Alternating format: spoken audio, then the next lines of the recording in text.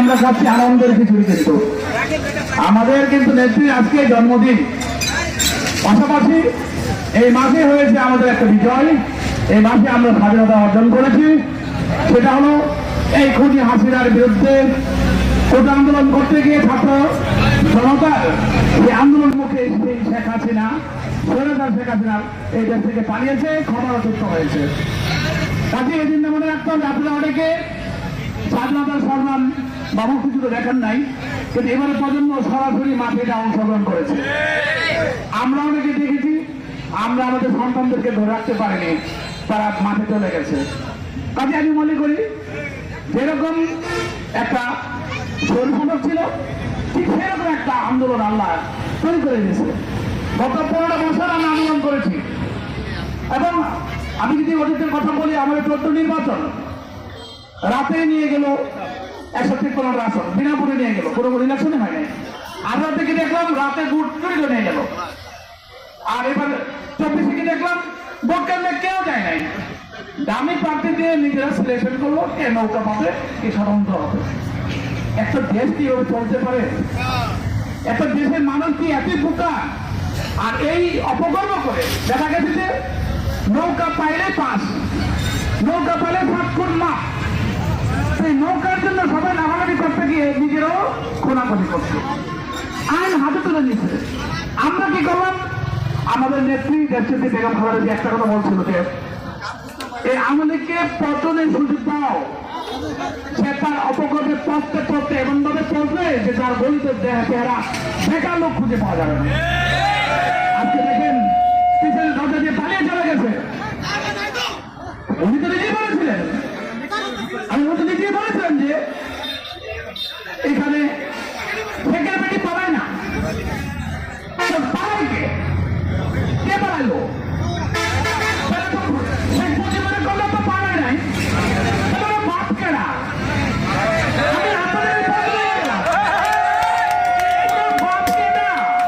ওরা কোন বাপারের জন্ম দিছে? তাহলে উনি সংশোধন করো, আমি শেখের বেটি আমি পালাইছি।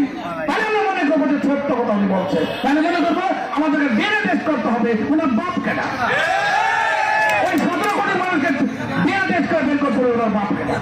শুনেন, রাজনীতি করছে শেখ হাসিনা, কিন্তু সে একা রাজনীতি করে বিএনপি, আওয়ামী লীগ, জাতীয় পার্টি সব বাংলাদেশের মানুষকে এমন একটা পরিবেশে ফেলে দিয়ে গেছে। অর্থনৈতিক দিক দিয়ে চিন্তা করেন, জিনিসপত্র দাম বেড়ে গেছে, কেরোসিন, ডিজেল, পেট্রোল, ভাড়া সমস্ত দাম বেড়ে গেছে। কেন? ওই ব্যাংক থেকে টাকা চুরি করতে করতে ব্যাংকগুলিকে খালি করে ফেলছে। এই যে একটা অবস্থা, কারণ আমরা মাল আমদানি করতে পারি না, এলসি করতে পারি না, ব্যবসা করতে পারে না।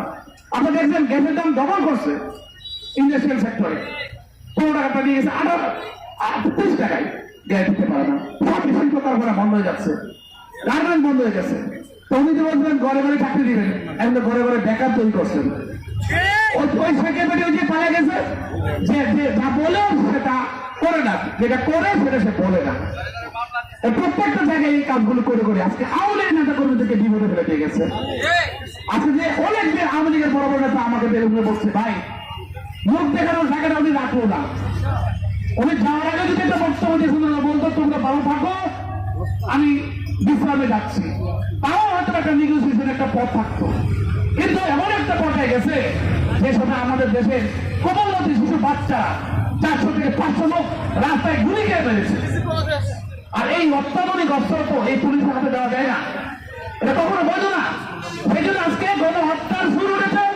এই গণহত্যার আন্তর্জাতিক আদালতে সেটা বিচার হবে, এবং জাতিসংঘের লোক আসছে সেটার বিচার করার জন্য, তদন্ত করার জন্য। পাবে না। আমরা দেখছি আগে যখন কিনা আমরা দেখছি জাতিসংঘকে বলবো, কিছুদিন পরে নিজে একটা বিচার দিয়ে তদন্ত কমিটি করলো, ওইটা নিজে লোক দিয়া, তাহলে পকেটের বিচারক দিয়া, তাহলে ও ক্ষমতা থাকলো, কিন্তু বিচারই তখন পাইতেন না।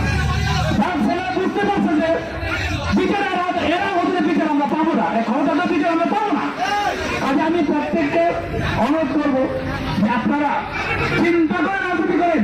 যে আমরা কার অধীনে রাজনীতি করি, কিভাবে রাজনীতি করি। প্রত্যেকটা মানুষ চিন্তা করবেন যে আমরা কার অধীনে করি। সেটা বেগম খালেদা জিয়া উনি যখন ক্ষমতা ছেড়েছেন ইলেকশন করে হস্তান্তর করেছেন, যাতে আমরা বুক খুলে বলতে পারি যে নির্বাচন করে আমরা হস্তান্তর করছি, তোমার ক্ষমতা পাওয়া যায় না। আমাদেরকে মনে দেওয়ার সময় শেখ হাসিনা কিন্তু বুক কাপড়ে পালাইছিল, সেখানে কিন্তু এদিকে চলে গেছিল মানুষ তো দেওয়ার সময় খালেদা করছি কি আমি যাবো আদেশ থেকে, আর হাসিনা চলে গেছিল।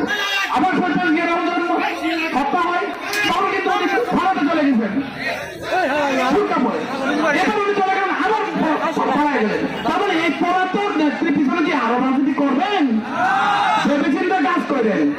এই আকাম করে এই মামলার দায় আজকে সালমান এফ রহমান, আনিসুল হক, এই যে বিবি হারুন, এই অনেক যে পুলিশ কর্মকর্তা আছে অনেকেই আজকে তাদেরকে গাড়ি বহন করতেছে।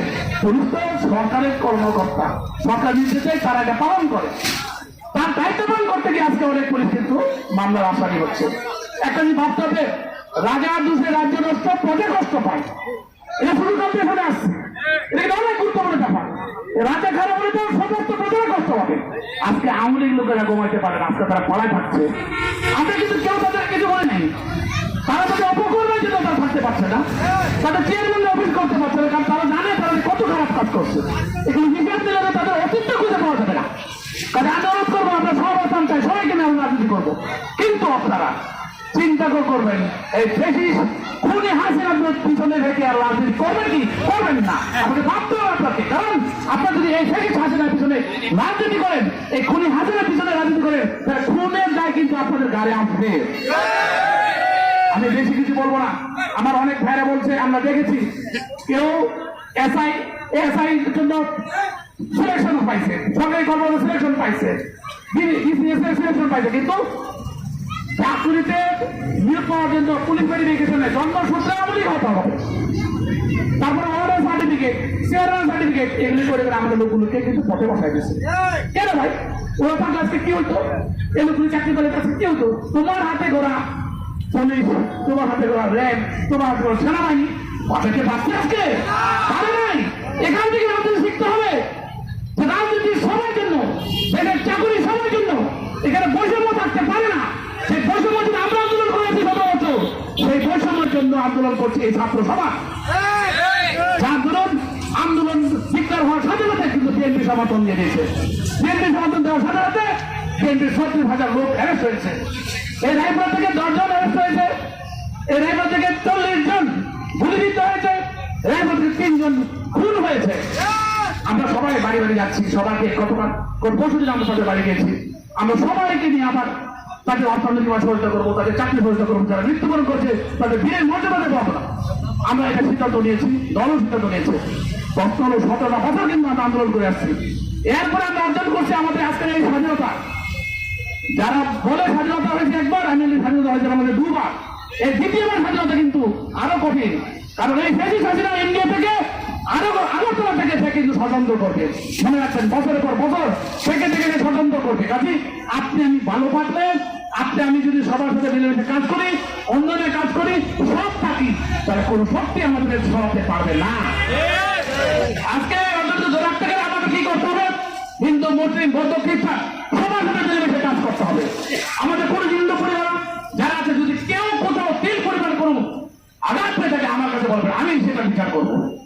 আমি আজ পর্যন্ত কোনো খবর পাইনি, সবাই আমাকে টেলিফোন করে একটা কথা বলে যে বাইরে আপনার এখানে না, সারা বাংলাদেশে আমরা খবর পাচ্ছি হিন্দু সম্প্রদায়রা অনেক ভালো আছে, কিন্তু বরং তারা চিন্তা আছে যে তাদেরকে ব্যবহার করেছে সে আওয়ামী লীগ, আর আওয়ামী লীগ অপরাধের জন্য হয়তো তাদের প্রতি মানুষের আঙুল তুলতে পারে। কিন্তু আপনাদের উপর আমরা কোনো আঙুল তুলবো না, আপনাদেরকে নিয়ে আমরা সুন্দরভাবে দেশ করবো। কারণ আমি জানি আপনারা ভালো মানুষ, আমরা আমাদের লাইফ কি সারা দেশে দেখি হিন্দু পরিবারের কোনো অনুষ্ঠান হলে দাওয়াত দেয় সবার আগে মুসলমানদেরকে, অনুষ্ঠান হলে সবার আগে মুসলমানরা সেখানে দেয়, তাদেরকে আমরা দাওয়াত দেয়। এই জন্য ভাতৃত্বের সম্পর্ক আছে, সেগুলো ধরে রাখবেন। সেগুলো ধরে রেখে ওই ভারতীয় সরকাররা ওখান থেকে ষড়যন্ত্র করছে, এখানে নাকি হিন্দুরা ভালো থাকতে পারছে না। আমি বলবো ভারতীয় ওই সম্প্রদায়ের কাছে হিন্দু বাইরে আপনারাই খবর দেন, দেখান কোথায় আছে, আমরা সেটা দেখবো।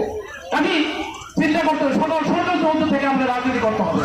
আমরা সবাইকে বাকিতে বন্ধন নিয়ে রাজনীতি করতে হবে, সবাইকে রাজনীতি করতে হবে।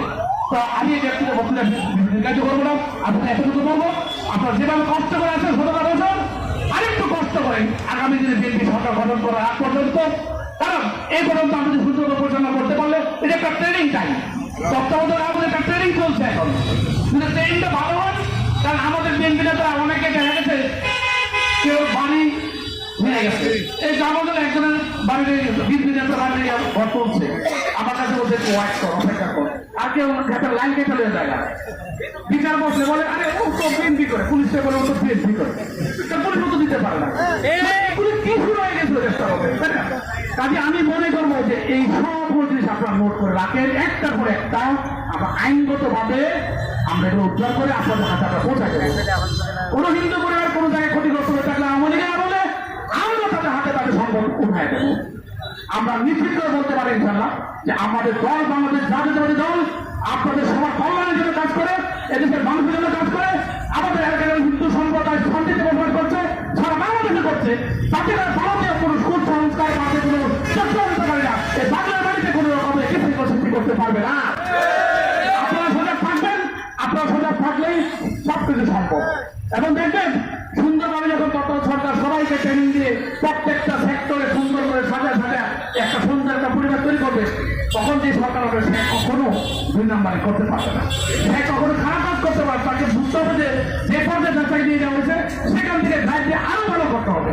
তত্ত্বাবধায়ক সরকার ভালো করে তার দিন বিগত আরো ভালোটা করে তারপর তত্ত্বাবধায়ক বাধ্য করে দিদি বাধ্য বলতে যে আপনার তত্ত্বাবধায়ক চাই, তাই না?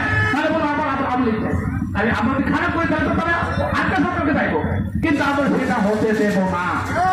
আমরা এই সময়ে সুন্দরভাবে সমস্ত গুছাবো, সবাই ঐক্য হয়ে এগিয়ে যাবো, সবাইকে বাচ্চাদের বললেন আবদ্ধ করে বাংলাদেশকে সুন্দরভাবে করে তুলবো। আপনারা শুধু এক থাকেন, আর যারা ত্যাগী নেতা তাদের কথা একটু কমই বলি, কারণ তারপর আমাদের নিতে দিল যারা একটু দূরে ছিল, যারা একটু কষ্ট পাইছে ব্যথা পাইছে তাদেরকে আমরা টেনে আনছি, কারণ আমাদের দলটাকে শক্ত করতে হবে। আমাদের বাইরে যারা ছিল তারা তো আমাদের এলো, সবাইকে নিয়ে আমাদের একটা দলটা শক্ত করে ইউনিটি বাড়ালে এদেশে কোনো চক্রান্ত চলবে না, আমি থাকতেই না দেশে। মামলা হয়েছে একটা, আজকে বর্তমান 7টা মামলা হয়ে গেছে শেখ হাসিনার বিরুদ্ধে, যে 450 খুন হয়েছে, 450 মামলা একটা হবে, এবং এর ভিতরে আরো দেখবেন যে ওই ইউনিয়ন লেভেল পর্যন্ত চলে আসবে মামলা, কারণ তারা তো জড়িত সেখানে পর্যন্ত করছে। কাজী সরকার আমি আমাদের নেতা কর্মীদের বলবো ভেবে চিন্তা কাজ করেন, কার সাথে রাজনীতি করেছিলেন সেটাও চিন্তা করেন, আরো করবেন সেটা চিন্তা করেন, ওদিকে অবকর্ম থেকে বাঁচার জন্য একটু ধৈর্য ধরুন। আমরা এগুলোকে নিয়ন্ত্রণ নিয়ে আসতেছি, তারপর আপনাদের সাথে বলবো। এবং আগামী দিনে সুন্দর বাংলাদেশ করার লক্ষ্যে এবং খালেদা নেতৃত্বে বিএনপি সভাপতি এবং তারেক রহমানের নেতৃত্বে আমাদের শহীদ প্রেসিডেন্ট জিয়া রহমানের গড়ে দল জাতীয়তাবাদী দল বিএনপিকে নিয়ে আমরা সত্য সুন্দরভাবে ক্ষমতা আসবো ইনশাআল্লাহ। সবাই বলেন ধন্যবাদ। আসসালামু আলাইকুম।